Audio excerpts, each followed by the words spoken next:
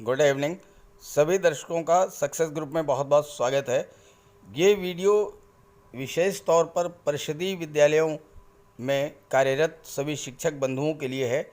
उत्तर प्रदेश के परिषदीय विद्यालयों के खुलने पर नए सत्र में आपको क्या करना है, इसके संबंध में शासन द्वारा गाइडलाइंस जारी कर दी गई हैं और आपको उन गाइडलाइंस को फॉलो करना है।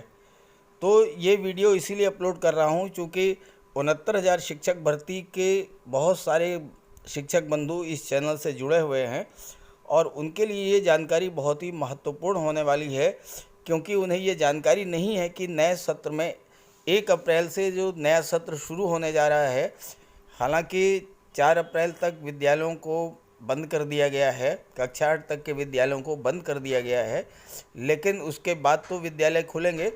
तो विद्यालय खुलने पर आपको नए सत्र में क्या करना है और क्या नहीं करना है, ये जानकारी आपके लिए बहुत ही महत्वपूर्ण है। बहुत ध्यान से समझिएगा और इसको फॉलो कीजिएगा, क्योंकि अगर आप इसको फॉलो नहीं करते हैं तो आपका वेतन कट सकता है, आपके खिलाफ़ कार्रवाई भी हो सकती है, आपका नुकसान हो सकता है।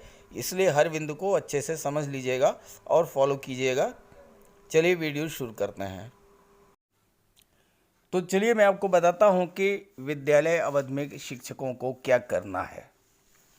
आगामी शिक्षण दिवस की तैयारी हेतु दीक्षा प्लेटफॉर्म पर उपलब्ध स्टूडेंट फेसिंग वीडियो का अवलोकन कर अभ्यास करें। टीचिंग प्लान बनाते हुए प्रभावी कक्षा शिक्षण सुनिश्चित करें। तो आपको क्या करना है, टीचिंग प्लान बनाना है, पहला काम। दूसरा काम, शिक्षण मॉड्यूल में दिए गए निर्देश के अनुसार प्रतिदिन प्रातःकालीन प्रार्थना सभा कराई जाएगी और विद्यालय में प्रतिदिन प्रार्थना और कालांश परिवर्तन की घंटी लगाई जाएगी। पहले आपको प्रार्थना सभा कराना है और उसके बाद हर पीरियड का जो है घंटी लगाई जानी है।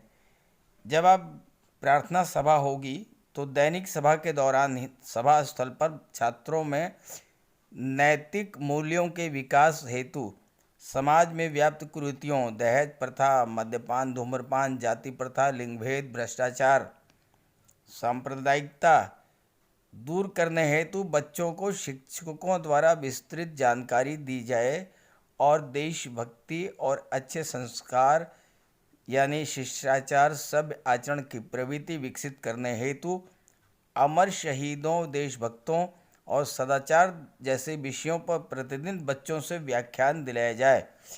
यानी कि आपको जब दैनिक सभा होती है तो वहाँ पर जो है छात्रों को आपको बताना है कि समाज में जो कुरीतियाँ व्याप्त हैं उसके बारे में बताना है, उससे दूर रहने के लिए प्रेरित करना है, उनके अंदर अच्छे संस्कार विकसित हों, इसके लिए अमर शहीदों और वीर पुरुषों और देशभक्तों के संबंध पर बताना है और बच्चों से व्याख्यान दिलवाना है। स्पोर्ट्स और जो सांस्कृतिक कार्यक्रम हैं, ये विभाग द्वारा निर्धारित समय सारणी और निर्देशों के अनुसार संपादित किए जाएंगे। जो सबसे महत्वपूर्ण है वो ये है कि अनिवार्य रूप से शिक्षक डायरी बनाई जाएगी, जिसमें साप्ताहिक प्रगति और अगले सप्ताह की कार्य योजना तैयार की जाएगी।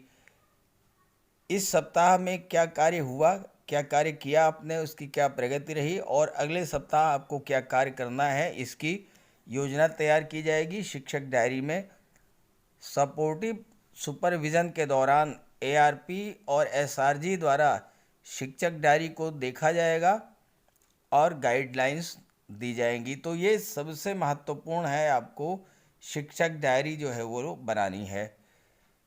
अगला पॉइंट है कि छात्र छात्रा द्वारा अपेक्षित लर्निंग आउटकम प्राप्त किए जाने की तिथि को ही शिक्षक द्वारा प्रेरणा तालिका में प्रविष्टि अंकित की जाएगी। यानी किसी भी छात्र या छात्रा द्वारा जो लर्निंग आउटकम उसको गेन करना है, वो जब वो गेन कर लेगा तो उसकी डेट जो है वो तय उसमें दर्ज कर दी जाएगी और इसको प्रधानाध्यापक और एआरपी द्वारा अनुश्रवण किया जाएगा और प्रमाणीकरण किया जाएगा। यानी एआरपी और प्रधानाध्यापक इसको देखेंगे और इसको सर्टिफाई करेंगे। अब बात करते हैं एमडीएम की। मिड डे मील का टाइम शेड्यूल भी तय कर दिया गया है। मध्याह्न भोजन के उपरांत बच्चों की उपस्थिति सामान्यतः कम हो जाती है। बच्चे खाना खाकर चले जाते हैं, तो इसलिए मध्यावकाश के उपरांत बच्चों की उपस्थिति सुनिश्चित की जाए, यानी मिड डे मील के बाद उन्हें स्कूल में रोका जाए, उन्हें पढ़ाया जाए। और जो टाइम शेड्यूल है, 1 अप्रैल से 30 सितंबर तक आपको 10:15 से 11:45 के बीच में मध्याह्न भोजन एमडीएम वितरित करना है, और 1 अक्टूबर से 31 मार्च तक 11:55 से 12:25 के बीच एमडीएम का वितरण करना है। प्रत्येक दिन क्लास वाइज और विषय वाइज प्रोजेक्ट और होमवर्क बच्चों को दिया जाए और अगले दिन के होमवर्क को चेक किया जाए। संवैधानिक मूल्यों से अवगत कराया जाए, स्वच्छता के लिए प्रेरित किया जाए, विभिन्न भाषाओं धर्मों के मूल तत्व, सामाजिक संस्कृति और सर्व धर्म संभाव से अवगत कराया जाए। ये चीज़ें आपको बच्चों को बतानी है। अब आप ये भी समझ लीजिए कि आपको क्या नहीं करना है। ये आपको बहुत ध्यान से समझना है कि शिक्षण अवधि में शिक्षक क्या ना करें। शिक्षक विद्यालय से संबंधित विभिन्न कार्यों जैसे पासबुक में एंट्री या अपडेशन, ग्राम प्रधान से वार्ता, चेक पर हस्ताक्षर, एमडीएम संबंधी आवश्यकताओं और समन्वय हेतु शिक्षण अवधि में विद्यालय परिसर से बाहर नहीं जाएंगे। यदि उपरोक्त कार्यों के कारण निरीक्षण अथवा सपोर्टिव सुपरविजन में कोई शिक्षक अनधिकृत रूप से अनुपस्थित पाया जाता है तो उक्त दिन के वेतन की कटौती की जाएगी।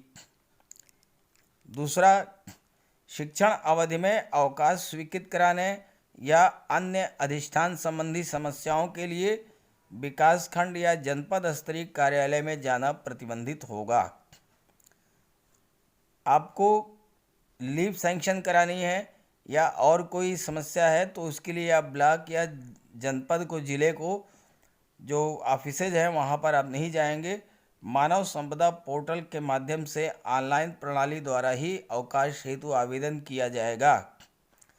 और अधिष्ठान संबंधी समस्याओं के निवारण हेतु शिक्षकों द्वारा पूर्व में दिए गए टोल फ्री नंबर पर अपनी समस्याएं इंगित की जाएगी और इसके लिए IGRS पर भी शिकायत दर्ज कर सकते हैं। तो ये महत्वपूर्ण चीज़ है कि आपको क्या नहीं करना है। अगर आप ये कार्य करते हैं तो उक्त दिवस के वेतन की कटौती की जाएगी। तो ये जानकारी आपके लिए बहुत ही महत्वपूर्ण है, आप इसे अच्छे से समझ लें और अपने साथियों को भी शेयर कर दें ताकि वो भी अवेयर रहें, उनको किसी प्रकार का नुकसान ना हो। Okay, thank you.